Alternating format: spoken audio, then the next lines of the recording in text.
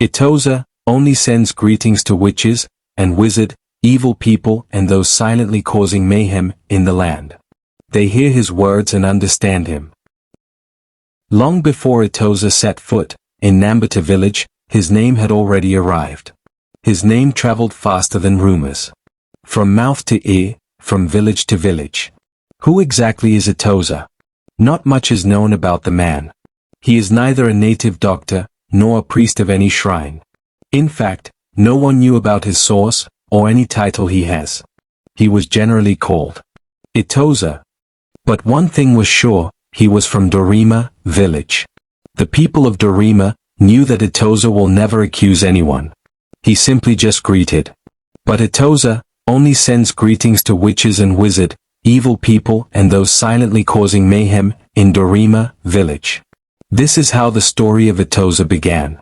Madame Munchala was respected for her wealth and generosity in Dorima village. One morning, as the women carried their goods to the market and farmers went to their farms, the day had already begun. Etoza stood at the village well, and announced to everyone that cared to listen. The people of Dorima, as you go home today, please find time and greet Madame Munchala, for me. Tell her she's doing well. We are seeing her handiwork in the spirit realm. Some passerby pitied him as they thought he may be going crazy. Others whispered, perhaps Munchala gave him a gift, she's too generous. May the gods bless her more and more. That same night, Madame Munchala's warehouse of grain suddenly collapsed. There was no fire. No theft. The building sank into the earth, as though the ground had rejected it. Those who went to investigate the reason for the collapse were astonished. They found human bones and skulls buried beneath the foundation. Munchala herself disappeared without a trace, till today. But Etoza did not stop.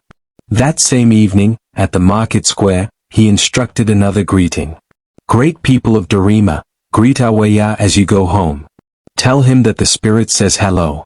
The youths remembered what had happened when Etoza greeted Munchala in the same manner. They rushed to Awaya's home. They searched everywhere and found a box, freshly buried and covered with rags. And inside that box were the decaying remains of his missing wife. 3 weeks earlier, Awaya had reported to the Council of Elders, requesting for a search party to help him find his missing wife. Oh yes, you can trust the youth, they made sure that Awaya did not escape.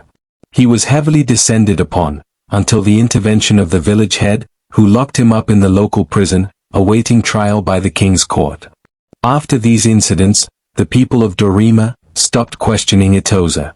They did not crown him, but they did not chase him.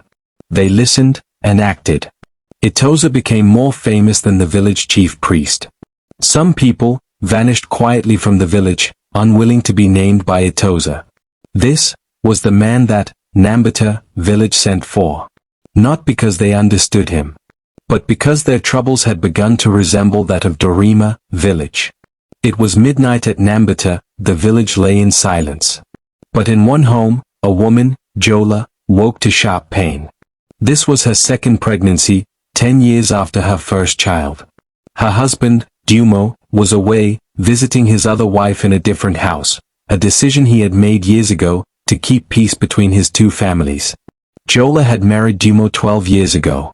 Beautiful, hard-working, and patient, she was admired by all.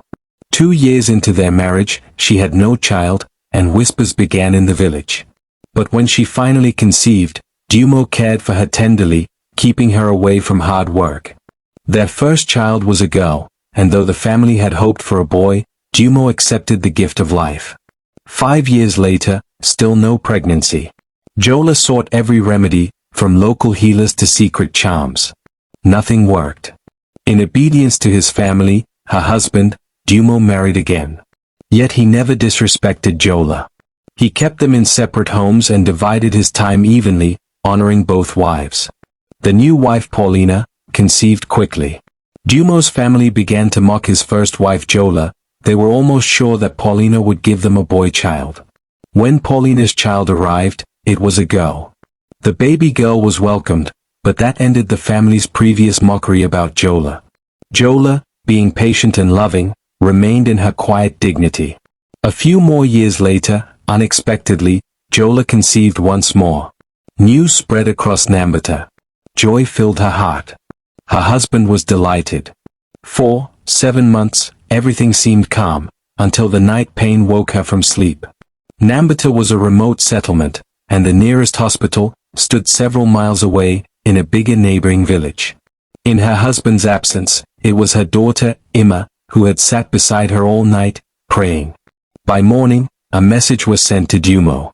And Imma helped her mother to begin the long journey to Ikono village to see a doctor.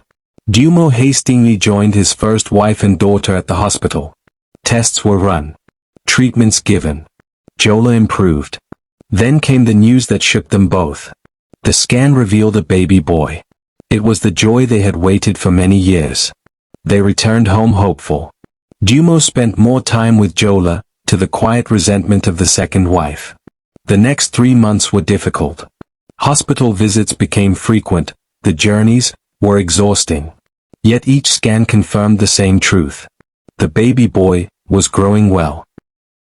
Then the time came. Jola went into labor. But what she delivered was not a baby boy, or even a girl. It was a tuber of yam. Dumo could not believe it. The scans had promised a boy, or at least a child, not a tuber of yam. Who gives birth to a yam?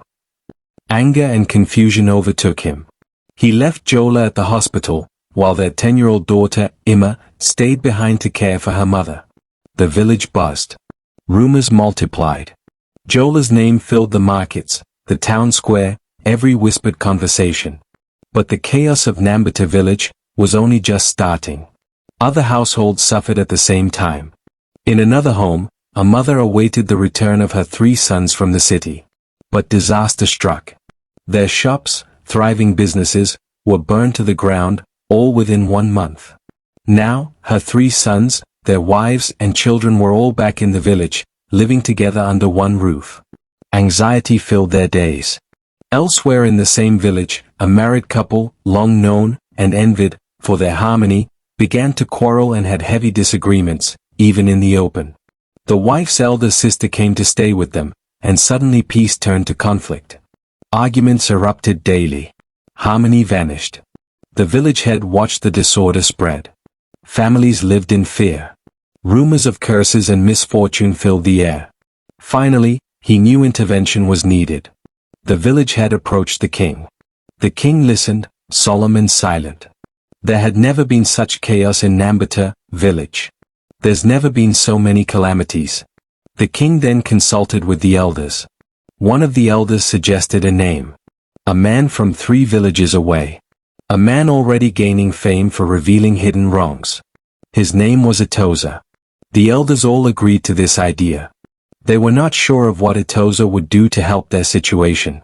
But their troubles now resembled those of the villages that Etoza had already passed through, and so the elders agreed it was time to invite Etoza to Nambita village.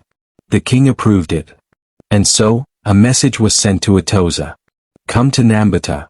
The village awaits your presence. Etoza arrived quietly, after 2 days, and was welcomed into the palace to speak with the king and the elders of the Nambita. The news of Etoza's arrival filtered into the village. Youth of Nambita as well as other villagers were hanging around the palace, all waiting to see Etoza. The meeting was a brief one because Etoza spoke mostly in parables. But before the meeting ended, Etoza sent out a message in his usual way. People of Nambita, do well to greet the second wife of Dumo for me. What's her name again? Paulina. Yes, greet her for me, he said. Tell her that Etoza greets her. That was all. And boom, the village exploded. Watch out for part 2.